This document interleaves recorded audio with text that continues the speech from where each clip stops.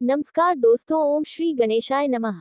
श्री हरि राधे राधे, हरे कृष्ण। आपका दिन शुभ हो। आज है गोवर्धन का पावन पर्व। भी आज के दिन ही भगवान श्री कृष्ण ने देवराज इंद्र का गर्व चूर करने के लिए गोवर्धन पर्वत जी को अपनी छोटी उंगली पर धारण किया था। और आप सभी को गोवर्धन पूजा की भी हार्दिक शुभकामनाएं। गोवर्धन पूजा की कथा हमारे चैनल पर सुनाई गई है, आप जरूर सुन लीजिएगा। ठाकुर जी की भक्त आकर्मा बाई जी की कहानी, और उसके बाद आप सुनेंगे आज का अध्याय। और फिर सीता नित्य नियम की कथा। एक किसान परिवार में कन्या का जन्म हुआ। कन्या का जन्म होने पर पिता ने अपनी कन्या का नाम रख दिया कर्मा। परिवार के सभी लोग कर्मा को कर्मा बाई कहकर पुकारने लगे। कर्मा बाई के पिता भी बहुत बड़े कृष्ण भक्त थे। उन्होंने अपने घर में ही भगवान कृष्ण का मंदिर बना रखा था, जहाँ पर रोज नियम से भगवान कृष्ण की पूजा करते, उन्हें भोग लगाते और भोग लगाने के बाद ही वे भोजन ग्रहण किया करते। ये उनका हर दिन का नियम था। इसी प्रकार धीरे धीरे समय बीतता गया। कर्माबाई रोज अपने पिता को कृष्ण भगवान की पूजा करते देखती, उन्हें भोग लगाते देखती। साथ ही कर्माबाई ये भी बहुत ध्यान से देखती कि जब तक भगवान कृष्ण को उसके पिता भोग नहीं लगा लेते, वे भोजन ग्रहण नहीं करते थे। धीरे धीरे अपने परिवार में ये सब देखते और सीखते कर्माबाई का बचपन बीत रहा था। कर्माबाई भी भगवान कृष्ण की पूजा करती थी। अब कुछ वर्ष बीते। कुछ वर्षों के बाद कर्माबाई के पिता कुछ दिनों के लिए तीर्थ यात्रा पर जाने लगे। यात्रा पर जाने से पहले उन्होंने अपनी पुत्री को यानी कि कर्माबाई को भगवान कृष्ण की पूजा विधि समझाए और कहने लगे कि वह भगवान कृष्ण को भोग लगाकर ही भोजन ग्रहण करे, घर का अच्छे से ध्यान रखेगी। प्रकार कर्माबाई ने अपने पिता से कहा कि पिताजी आप परेशान मत होइए, मैं भगवान कृष्ण को हर दिन नियम से भोग लगाऊंगी, उनकी अच्छे से देखभाल भी करूंगी। प्रकार पिता अपने घर की देखरेख का जिम्मा कर्माबाई को सौंप कर कुछ दिनों के लिए तीर्थ यात्रा पर चले गए। अब अगले दिन कर्माबाई ने सुबह जल्दी उठकर घर की साफ सफाई की और स्नान करके जल्दी जल्दी उठकर कृष्ण भगवान को भोग लगाने के लिए बाजरे की खिचड़ी बनाए। अब जब कर्माबाई ने खिचड़ी को थाली में डाला, उसमें घी और गुड़ मिलाया और कृष्ण भगवान को भोग लगाने के लिए खिचड़ी की थाली भगवान के सामने रख दी। तब हाथ जोड़कर उनसे कहने लगे के लिए खिचड़ी की थाली भगवान के सामने रख दी। तब हाथ जोड़कर उनसे कहने लगी, भगवान आपको जब भी भूख लगे तब आप ये खिचड़ी खा लेना, मैं तब तक घर के दूसरे काम कर लेती हूँ। कर्माबाई अपने काम में लग गई। थोड़ी देर के बाद आकर उसने देखा थाली तो ऐसी की ऐसी रखी थी, भगवान ने तो भोग लगाया ही नहीं। कर्माबाई ने सोचा चलो कोई बात नहीं, शायद अभी भगवान जी को भूख नहीं लगी होगी, कुछ देर बाद जब भूख लगेगी तो खुद ही खा लेंगे। ऐसा सोचकर कर्माबाई फिर से अपने काम में लग गई। अब वो बीच बीच में बार बार देखती रहती कि भगवान ने भोग लगाया या नहीं, भगवान ने भोग लगाया क्या नहीं, लेकिन खिचड़ी की थाली में से भगवान ने तो एक दाने का भी भोग नहीं लगाया। अब जब भोग नहीं लगाया तो खिचड़ी की थाली ऐसी पड़ी रही। इधर दोपहर का समय हो गया। कर्माबाई को चिंता होने लगी कि भगवान ने आज भोग क्यों नहीं लगाया, खिचड़ी अच्छी नहीं बनी या उसमें घी और गुड़ की कमी रह गई। ऐसा सोचकर कर्माबाई ने रसोई घर में से थोड़ा सा घी और गुड़ निकाला और उसे खिचड़ी में मिला दिया। अब थाली लेकर भगवान के सामने वो खुद बैठ गई। भगवान कृष्ण से भोग लगाने के लिए विनती करने लगी, लेकिन भगवान जी थे कि भोग लगाने के लिए तैयार ही नहीं थे। बाई ने भी सुबह से अब तक भोजन नहीं किया था, क्योंकि वह अपने बचपन से ही देखती आई थी कि उसके पिताजी तब तक भोजन नहीं ग्रहण करते जब तक कि वह भगवान को भोग न लगा ले। कर्माबाई ने भगवान से कहा कि भगवान अब तो आप भोग लगा लीजिए, आपकी पूजा की और आपके भोग की जिम्मेदारी पिताजी मुझे देकर गए हैं। अगर आप पिताजी का और आपकी भोग की जिम्मेदारी पिताजी मुझे देकर गए हैं, अगर आप पिताजी का इंतजार कर रहे हैं, आपको आज के दिन भूखा ही रहना पड़ेगा, क्योंकि पिताजी तो तीर्थ यात्रा पर गए हैं और बहुत दिनों के बाद वापस आएंगे। इसलिए हे कृष्ण भगवान अब भोग लगा लीजिए, नहीं तो मुझे भी भूखा रहना पड़ेगा, क्योंकि पिताजी तो तीर्थ यात्रा पर गए हैं और कुछ दिनों के बाद ही वापस आएंगे। तब तक आपको मेरे हाथ से बना हुआ भोजन ही करना पड़ेगा। जी मुझे अच्छे से व्यंजन बनाने नहीं आते,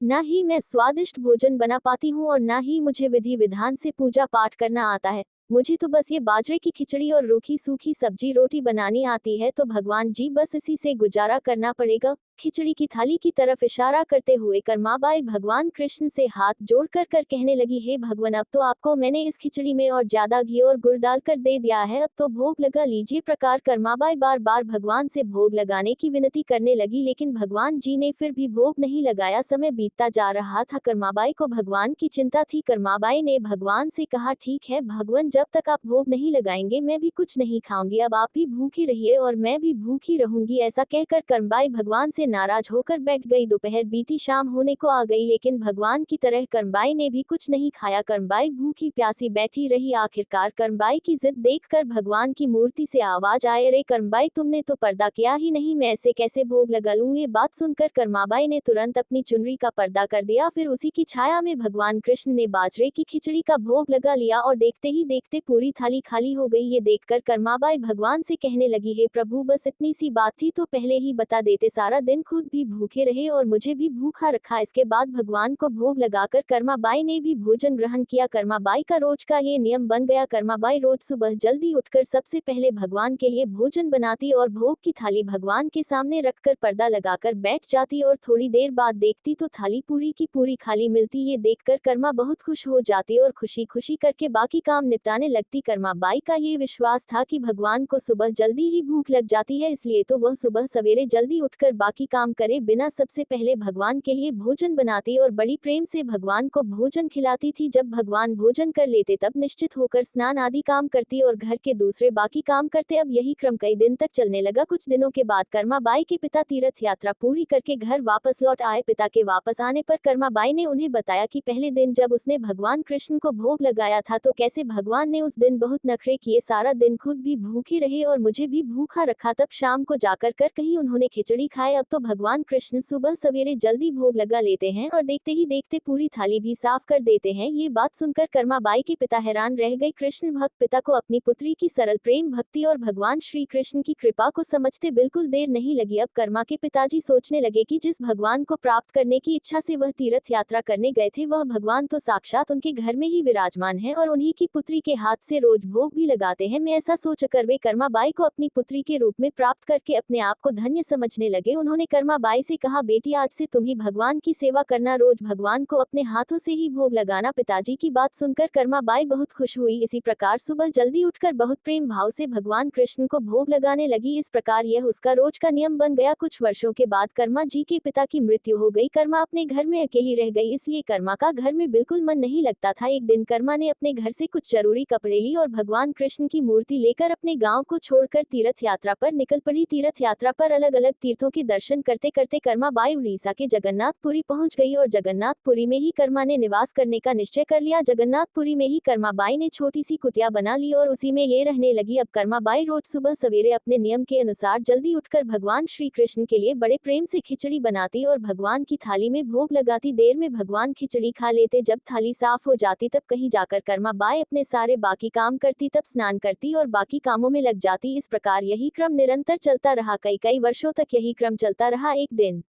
कर्माबाई के भगवान श्री कृष्ण को भोग लगाने के बाद एक छोटा सा बालक उनके पास आया और उनसे कहने लगा, माँ जी बहुत भूख लगी है, कुछ खाने को मिलेगा? कर्माबाई कहने लगी, हाँ बेटा बिल्कुल, मैंने अभी अभी तो खिचड़ी बनाई है, आजा बैठ जा, तू भी खिचड़ी खा ले। ऐसा कहकर कर्माबाई बड़े प्रेम से उस बालक के लिए एक थाली में खिचड़ी परोस कर ले आए और बड़े प्रेम से उसे खिचड़ी खिलाने लगी। अब बालक भी बड़े चाव से खिचड़ी खाने लगा। दरअसल कर्माबाई के घर में साक्षात भगवान कृष्ण बालक का रूप धारण करके पधारे थे। उधर बालक ने जल्दी जल्दी खिचड़ी खा ली और कहने लगा, माँ जी खिचड़ी तो बहुत ही स्वादिष्ट बनी है, क्या मैं कल भी खिचड़ी खाने आ जाऊं? कर्मबाई कहने लगी, अरे बेटा कल क्या, मैं तो तेरे लिए रोज खिचड़ी बनाकर रखूंगी, तू रोज खिचड़ी खाने आ जाया कर। बालक कहने लगा, ठीक है माँ जी, अब से मैं रोज खिचड़ी खाने आऊंगा। ऐसा कहकर बालक चला गया। अगले दिन से वह बालक रोज सुबह सवेरे कर्मबाई के पास खिचड़ी खाने आने लगा। कर्मबाई भी रोज सुबह नियम से जल्दी उठकर भगवान कृष्ण के लिए खिचड़ी बनाती और भगवान के सामने थाली रख देती। फिर भगवान कृष्ण खिचड़ी का भोग लगाते ही देर बाद वो बालक भी आ जाता, भी बड़े प्रेम से खिचड़ी खिलाती और उसके बाद अपने स्नान दान ध्यान आदि कामों में कर्माबाई लग जाती। एक दिन की बात है, कर्माबाई की कुटिया के पास एक साधु आया। बातों ही बातों में उसे पता चला कि कर्माबाई बिना स्नान ध्यान किए और बिना चूल्हा चौका किए भगवान कृष्ण के लिए खिचड़ी बनती है और भोग लगती है। उसने कर्माबाई के पास जाकर कहा कि स्नान किए बिना भगवान की पूजा करने और भोग लगाने से बड़ा भारी पाप लगता है, इसलिए उसने कर्माबाई को स्नान करके पूरे विधि विधान से पूजा करके भोग लगाने को कहा। साधु की बात सुनकर भोली भाली कर्माबाई अगले दिन सुबह जल्दी उठकर स्नान करके खिचड़ी बनाने लगी, फिर पूरे विधि विधान से पूजा करके भोग लगाने लगी। लेकिन ये सब करने में कर्मबाई को बहुत देर लग जाती। वो बालक तो रोज सुबह अपने समय से आ जाता और कर्म से कहता, माँ जी मुझे भूख लगी है, जल्दी से खिचड़ी तो दे दो माँ, जल्दी करो और जल्दी। तब कर्मबाई उससे कहने लगी, थोड़ी देर रुक जाओ बेटा, अभी देती हूँ, बस थोड़ी देर। और जब कर्मा भगवान श्री कृष्ण को भोग लगाकर बालक को खिचड़ी खाने को देती तो बालक उसे बहुत जल्दी से खाकर हाथ मुंह साफ किए बिना ही जल्दी से खाकर उठकर भाग जाता। अब कुछ दिनों तक यही क्रम लगातार चलता रहा। इन्हीं दिनों में भगवान श्री जगन्नाथ जगन्नाथ के मंदिर में सुबह के समय मूर्ति के मुख पर खिचड़ी लगी हुई मिलती देखकर मंदिर में सेवा करने वाले पुजारी, जो स्वयं बहुत बड़े कृष्ण भक्त थे, वे सोचते आजकल ये भगवान के मुख पर खिचड़ी कैसे लग जाती है, हम तो कभी खिचड़ी का भोग भी नहीं लगाते, फिर ये खिचड़ी आती कहाँ से है। फिर कुछ दिनों तक लगातार भगवान के मुख पर लगी खिचड़ी को देखने के बाद पुजारी जी इसे भगवान की लीला मानते हैं और समझ जाते हैं कि भगवान रोज कहीं से खिचड़ी खाकर आते हैं। भगवान की लीला को समझकर वह मन ही मन भगवान से पूछते हैं कि हे प्रभु, कहाँ से खिचड़ी खाकर आते हो, जरा हमें भी तो बताओ। उसी रात भगवान ने पुजारी को सपने में दर्शन दिए और कहने लगे, एक भक्त है कर्मा बाई, जो जगन्नाथपुरी में ही रहती है, रोज सुबह सवेरे मेरे लिए बाजरे की खिचड़ी बनाती है और बड़े प्रेम से मुझे भोग लगाती है। रोज सवेरे जल्दी जल्दी कर और बड़े प्रेम से मुझे भोग लगाती है और मैं भी रोज सवेरे जल्दी जल्दी कर्मा बाई के पास खिचड़ी खाने पहुंच जाता हूं। मुझे उसकी हाथ की बनी खिचड़ी बहुत पसंद है। परंतु कुछ दिन पहले कर्मा बाई के पास एक साधु आया था और उसे स्नान ध्यान करके विधि विधान से पूजा करके भोग लगाने को कह गया, इसीलिए आजकल कर्मा बाई विधि विधान से पूजा करने के बाद ही भोग लगाती है और उसके बाद मुझे खिचड़ी खिलाती है। लेकिन ये सब काम करने में उसे बहुत देर हो जाती है और तब तक मुझे खिचड़ी का इंतजार करना पड़ता है और भूख भी बर्दाश्त करनी पड़ती है। और जब तक मैं कर्मा बाई के घर में खिचड़ी खाता हूँ तब तक यहाँ मंदिर में भक्तजन आने लगते हैं, इसलिए आजकल मुझे खिचड़ी खाकर मुंह हाथ धोए बिना ही झूठे मुंह भाग कर आना पड़ता है। स्वप्न में दर्शन पाकर पुजारी ने अगले दिन उस साधु की खोज कराई और साधु को बुलाकर उसे सारी बात बता दी। पुजारी से ये सब बातें जानकर वह साधु घबराने लगा। घबराता हुआ कर्मा बाई के पास जा पहुंचा और कहने लगा, आप पहले की तरह ही सुबह सवेरे जल्दी उठकर भगवान को खिचड़ी का भोग लगाया करो, आपके लिए कोई भी नियम या विधान करने की जरूरत नहीं है। साधु की बातें मानकर कर्मा बाई अब पहले की तरह बिना स्नान ध्यान की साधु की बातें मानकर कर्मा बाई अब पहले की तरह बिना स्नान ध्यान किए भगवान के लिए भोजन बनाती और फिर उन्हें भोजन कराती। तब तक वह नन्हा बालक भी उनके पास खिचड़ी खाने पहुंच जाया करता। इस तरह से यह क्रम लगातार चलता रहा। फिर एक दिन कर्मा बाई इस संसार को छोड़कर प्रभु के धाम में चली गई। कहते हैं जब कर्मा बाई की मृत्यु हुई तब जगन्नाथपुरी के मंदिर में भगवान के श्री विग्रह के नैनों से अश्रु निकल रहे थे। ये देखकर मंदिर के सभी पुजारी और जगन्नाथपुरी के राजा भी मंदिर में उपस्थित हो गए और प्रभु से विनती करने लगे कि हे प्रभु, क्या हमसे कोई भूल या अपराध हो गई है जिसके कारण जगत के पालनहार की आंखों से आंसू निकल रहे हैं। उसी रात पुजारी जी और जगन्नाथपुरी के राजा के स्वप्न में भगवान ने दर्शन देकर कहा, बाई माँ कर्मा बाई इस लोक से विदा हो गई है और मुझ में ही विलीन हो गई, परंतु अब रोज सुबह सवेरे मुझे बाजरे की खिचड़ी कौन खिलाएगा।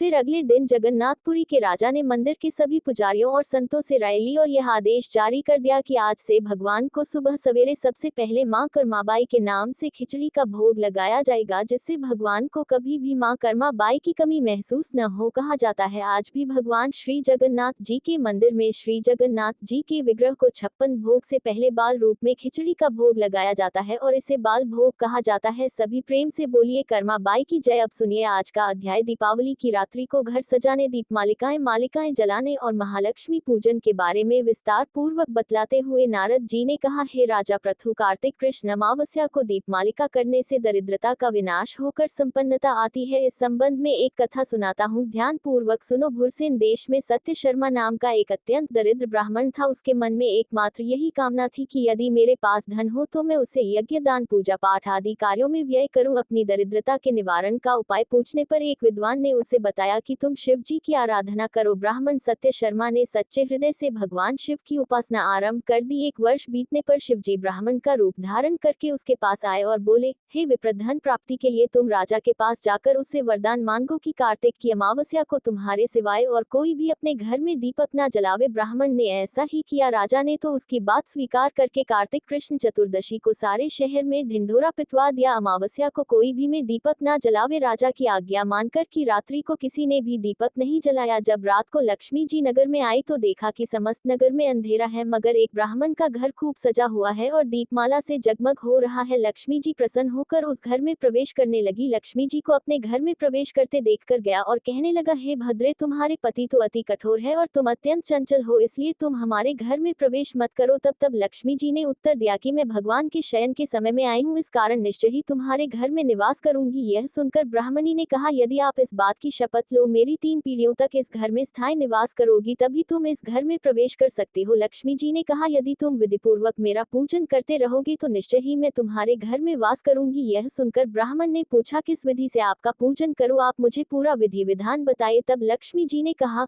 हे ब्राह्मण, प्रतिवर्ष कार्तिक मास की अमावस्या को प्रातः काल स्नान आदि से निवृत्त होकर देवताओं तथा पितरों का पूजन करो। दिन के तीसरे पहर में श्राद्ध करके ब्राह्मणों को सुंदर पकवानों का भोजन कराओ। प्रदोष समय दीपमाला करो के समीप ब्राह्मण के घर में देव मंदिर, चौराहे, शमशान तथा गौशाला में अनेक दीप जलानी चाहिए। इस दिन बालक, वृद्ध और रोगी के अतिरिक्त अन्य कोई भोजन न करे। सान काल स्वस्ति वाचन पूर्वक गणेश जी और कुबेर जी का पूजन करके संकल्प करो। तत्पश्चात लक्ष्मी जी का पूजन करो और कहो, कमल के आसन पर स्थित, कमल के फूलों की माला धारण करने वाली, कमल जैसे नेत्र, गंभीर नाभि, स्तन के भार से नम्र सुंदर वस्त्रधारी, देवताओं के हाथियों द्वारा मणियों युक्त घड़ों से स्नान करने वाली, हाथ में कमल पुष्प लिए ऐसी लक्ष्मी मेरे घर में निवास करे। सर्वप्रथम लक्ष्मी जी को आसन दो, फिर पाद्य, अर्घ्य, आचमन, स्नान, वस्त्र, धूप, दीप, नैवेद्य, जल, तांबूल और सुपारी, इन सभी वस्तुओं को अर्पण करके नमस्कार करो। दीप जलाओ और समस्त रात्रि भगवान का कीर्तन करो। प्रकार कुबेर तथा लक्ष्मी जी का पूजन करके ब्राह्मणों को भोजन कराने के बाद बंधु बांधव सहित स्वयं भी भोजन करो। सत्य शर्मा ने विधिवत इसी प्रकार किया, जिससे उसकी यहाँ काफी धन धान्य हो गया। इसके बाद उसने अनेक यज्ञ और अन्य धार्मिक कार्य किए। जीवन के सांडकाल में सत्य शर्मा विरक्त होकर मथुरा चला गया और वहीं पर समाधिस्थ होकर विष्णु लोक को प्राप्त हुआ। हरे कृष्ण। कार्तिक मास महात्म के अध्याय में आज बस इतना ही। अब सुनिए सीता नितनेम की कथा। कहानी को सीता माता कहती थी और प्रभु श्री राम सुना करती थे। श्री राम भगवान को किसी काम के लिए बाहर जाना पड़ा तो सीता माता कहने लगी कि भगवान, मेरा तो 12 वर्ष का नित्य नेम है, अब आप बाहर जाएंगे तो मैं अपनी कहानी किसे सुनाऊंगी। तब श्री राम ने कहा कि सीते, आप कुएं की पाल पर जाकर बैठ जाना और वहां पर जो भी औरतें पानी भरने आएंगी उन्हें अपनी कहानी सुना दिया करना। सीता माता की पाल पर जाकर बैठ गई। तभी एक स्त्री आई, उसने रेशम की जरी की साड़ी पहन रखी थी और सोने का घड़ा ले रखा था। सीता माता उसे देखकर कहने लगी, बहन, मेरा 12 वर्ष का नित्यनेम सुन लो। पर वह स्त्री बोली कि मैं तुम्हारा नित्यनेम सुनूंगी तो मुझे तो घर जाने में देर हो जाएगी और मेरी सास मुझसे झगड़ा करेगी, इसलिए उसने कहानी नहीं सुनी और अपने घर चली गई। लेकिन उसके घर जाते ही उसकी रेशम जरी की साड़ी फट गई, सोने का घड़ा मिट्टी के घड़े में बदल गया। सासू ने देखा तो पूछा, अरे बहू, ये किसका दोष अपने सिर लेकर आ गई है। बहू बोली, माँ जी, कुएं पर एक औरत बैठी थी, उसने अपनी कहानी सुनने के लिए कहा लेकिन मैंने नहीं सुनी, शायद उसी का ये फल मुझे मिला है। बहू की बात सुनकर अगले दिन वही साड़ी और वही घड़ा लेकर सास कुएं की पाल पर गई। सास को वहीं पर सीता माता बैठी मिली तो माता सीता ने कहा, बहन, मेरी कहानी सुन लीजिए। सासू बोली, एक बार छोड़, मैं तो 4 बार कहानी सुन लूंगी। तब सीता माता बोली, राम आए, लक्ष्मण आए, देश के पुजारी आए, नितनेम का नेम लाए, आओ राम बैठो, राम तपी रसोई जीमो, राम माखन मिश्री खाओ, राम दूध बताशा पियो, राम सूत के पल का मोथो, राम शाल दुशाला पोथो, राम शाल दुशाला ओढ़ो, राम जब बोलो राम ही राम, राम सवारे सबके काम, खाली घर भंडार भरेंगे, सबका बेड़ा पार करेंगे, श्री राम जय राम जय जय राम। सासू बोली, बहन, कहानी तो बहुत अच्छी लगी। फिर कहानी सुनकर सासू घर चली गई और उसकी साड़ी फिर से रेशम जरी की बन गई, मिट्टी का घड़ा भी फिर वापस से सोने के घड़े में बदल गया। ने देखा तो कहने लगी, सासू माँ, आपने ये सब कैसे किया। सासू बोली, बहू, तू दोष लगा कर आई थी और मैं अब दोष उतार कर आ रही हूँ। बहू ने पूछा कि माँ जी, वे कुएं वाली स्त्री कौन है। सास ने बताया कि वह तो सीता माता थी, वे पुरानी से नया कर देती है, खाली घर में भंडार भर देती है, लक्ष्मी जी का वास घर में कर देती है और मनुष्य की जो भी इच्छा हो उसे पूर्ण कर देती है। बोली, माँ जी, फिर तो ऐसी कहानी मुझे भी सुना दो। सास बोली कि ठीक है, तुम भी सुनो। सास ने कहानी शुरू की, राम आए, लक्ष्मण आए, देश के पुजारी आए, नितनेम का नेम लाए, आओ राम बैठो, राम तपी रसोई जीमो, राम माखन मिश्री खाओ, राम दूध बताशा पियो, राम सूत के पल का मोटो, राम साल दुशाला ओटो, राम साल दुशाला ओढ़ो, राम जब बोलो राम ही राम, राम सवारे सबके काम, खाली घर भंडार भरेंगे, सबका बेड़ा पार करेंगे, बोलो श्री राम जय जय राम। कहानी सुनकर बहू बोली, माँ जी, कहानी तो बहुत अच्छी है। सासू ने कहा,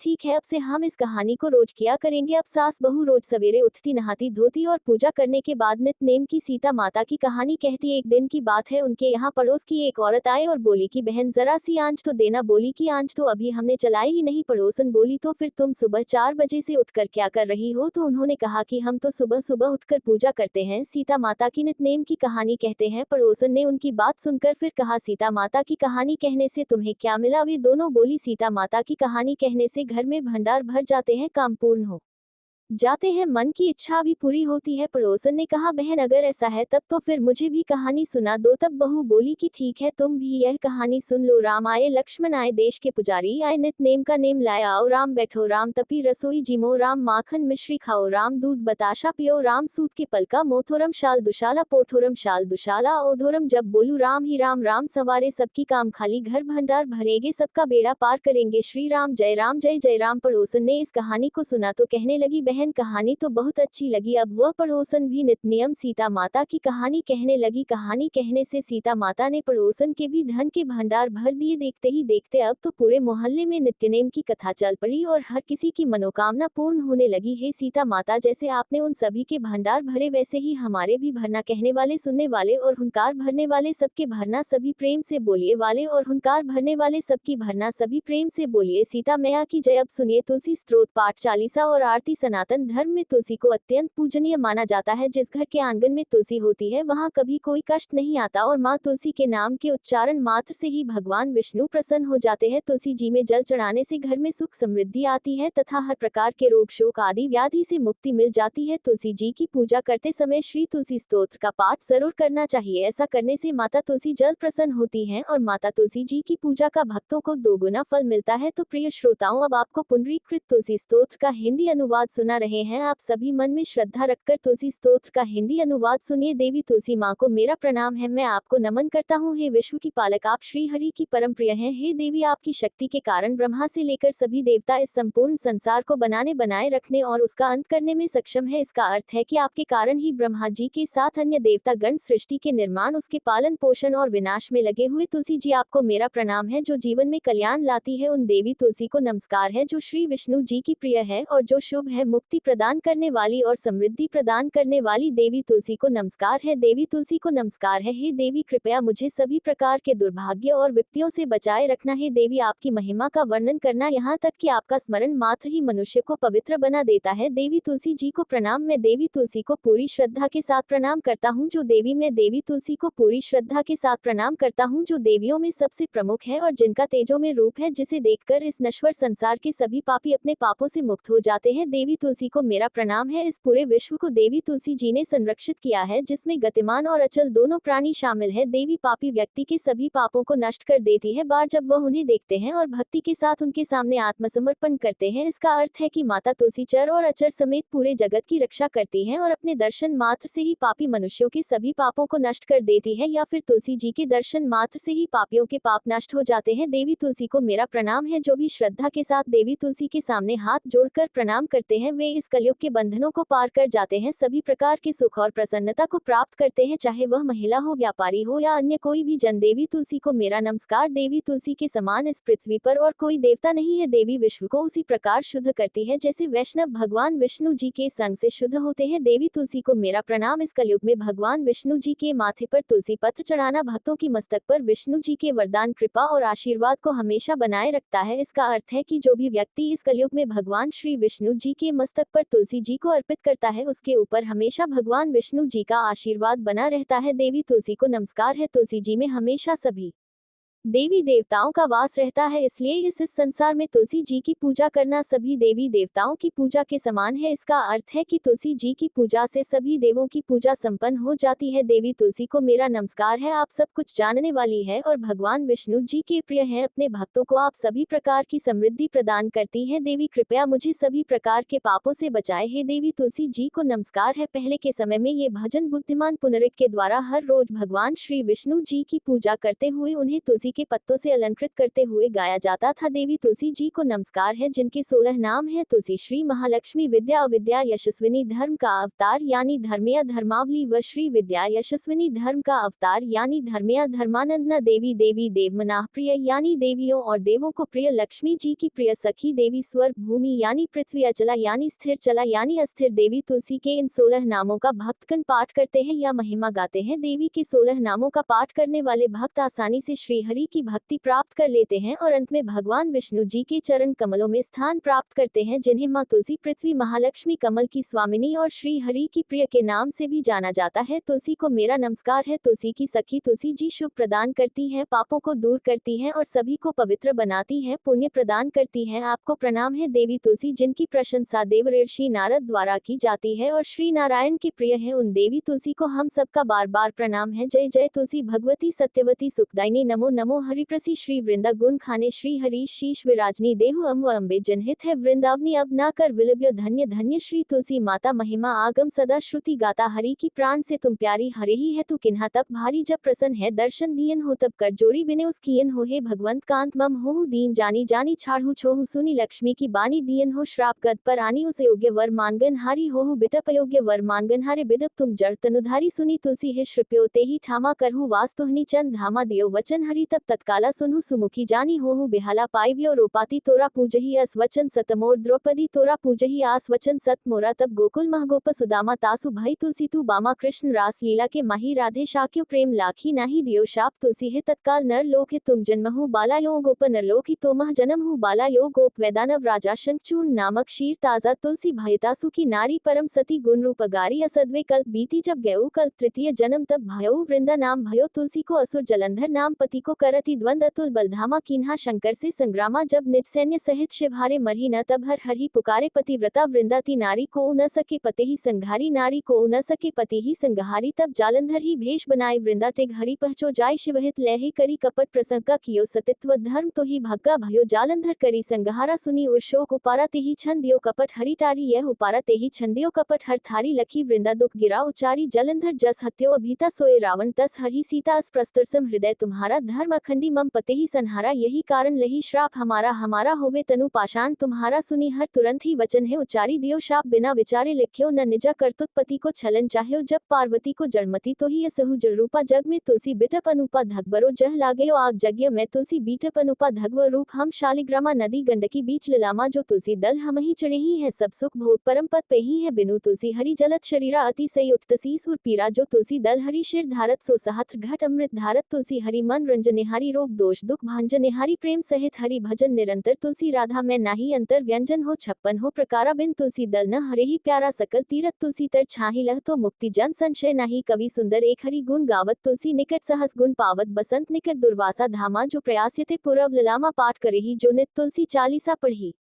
तुलसी तरुग्रह धारी दीप दान करी पुत्र फल पावही बंदेऊ नारी सकल दुख दरिद्र हरि हारी होही परम प्रसन्न आशीष धन जन लिरही करी बसी पूर्णा अत्रलाही अभिमत फल जगत महिलाही पूर्ण सब काम जेथी अर्पही तुलसी नाम तुलसी महिमा नाम लग तुलसी स्रोत सुखराम मानस 40 रचयो जग मह तुलसीदास प्रेम से बोलिए तुलसी महारानी जय तुलसी महारानी नमो नमो हरि की बटुरानी नमो नमो तुलसी महारानी नमो नमो धन्य तुलसी पूर्ण नत कीनु हो शालिग्राम बनी पटरानी नमो नमो तुलसी महारानी नमो नमो हरि की पटरानी नमो नमो के पत्र मंजरी कोमल पति कमल चरण लपटानी नमो नमो तुलसी महारानी नमो नमो हरि की पटरानी नमो नमो कौन महीने बोए रानी तुलसा कौन महीने हुई हरियाली नमो नमो तुलसी महारानी नमो नमो हरि की पटरानी नमो नमो कौन महीने हुई तेरी पूजा कौन महीने हुई पटरानी नमो नमो महारानी नमो नमो आषाढ़ मास में बोई रानी तुलसा सावन महीने हुई नमो तुलसी महारानी नमो नमो हरि की पटरानी नमो नमो कार्तिक मास में हुई तेरी पूजा मान सिर मास हुई पटरानी नमो नमो तुलसी महारानी नमो नमो हरि की पटरानी नमो हरि की पटरानी नमो नमो धूप दीप नैवेद्य आरती पुष्पन की वर्षा बरसानी नमो नमो तुलसी महारानी नमो नमो हरि की पटरानी नमो नमो 56 भोग 36 व्यंजन बिन तुलसी हरि एक न मानी नमो नमो तुलसी महारानी नमो नमो हरि की पटरानी नमो नमो जो तुलसी को सवेरे गाए श्री कृष्ण के दर्शन पाए नमो नमो तुलसी महारानी नमो नमो हरि की पटरानी नमो नमो तुलसी को दोपहर गाए खीर खान का भोग लगाए नमो नमो नमो नमो हरि की पटरानी नमो नमो जो तुलसी को सांझ को गाए श्री कृष्ण की आरती उतारे नमो नमो श्री कृष्ण की आरती उतारे नमो नमो तुलसी महारानी नमो नमो हरि की पटरानी नमो नमो जो तुलसी को गाए श्री कृष्ण के चरण दबाए नमो नमो तुलसी महारानी नमो नमो हरि की पटरानी नमो नमो सब सखी मैया तेरो यश गावे भक्ति दान दीजिए महारानी नमो नमो तुलसी महारानी नमो नमो हरि की पटरानी नमो नमो तुलसी महारानी नमो नमो हरि की पटरानी नमो नमो प्रेम से बोलिए श्री कृष्ण भगवान रानी नमो नमो प्रेम से बोलिए श्री कृष्ण भगवान की जय तुलसी महारानी की जय। धन्यवाद।